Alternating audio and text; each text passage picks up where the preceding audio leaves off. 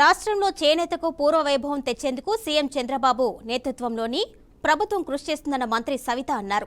జాతీయ చేనేత దినోత్సవాన్ని పురస్కరించుకొని చేనేత జౌళి శాఖ ఆధ్వర్యంలో విజయవాడలోని మేరీ స్టెల్లా కాలేజ్ వద్ద ప్రత్యేక కార్యక్రమం జరిగింది.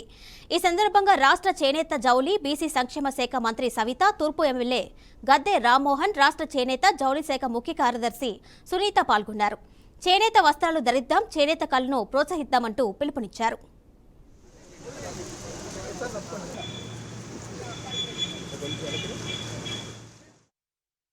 పోగుని వస్త్రంగా మార్చి మనిషి మానాన్ని కాపాడే వస్త్రాన్ని తయారు చేసే చేనేత కార్మికులందరికీ ప్రత్యేకమైన ధన్యవాదాలు కూడా తెలియజేస్తున్నాం. నిజంగా చాలా ఆనందంగా ఉంది, ఒక పక్క బాధగా కూడా ఉంది. ఎందుకంటే గత 5 సంవత్సరాలుగా చేనేతల పరిస్థితి సరి దారుణమైన పరిస్థితి ఉంది.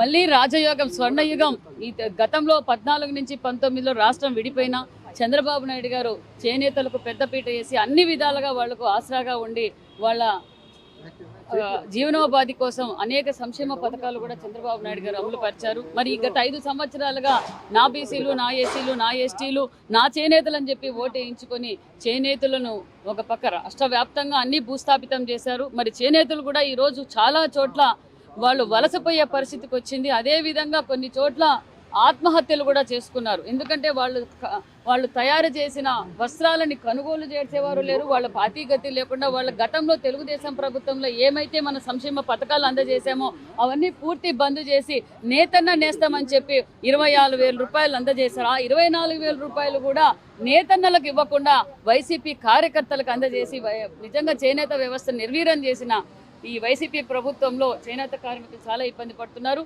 ఈరోజు స్వయాన ముఖ్యమంత్రి గారే చేనేతల దినోత్సవానికి చీరాలలో కూడా పాల్గొనడం నిజంగా చాలా ఆనందంగా ఉంది. ఎందుకంటే చేనేతల సమస్యలు చంద్రబాబు నాయుడు గారికి, లోకేష్ బాబు గారికి బాగా తెలుసు.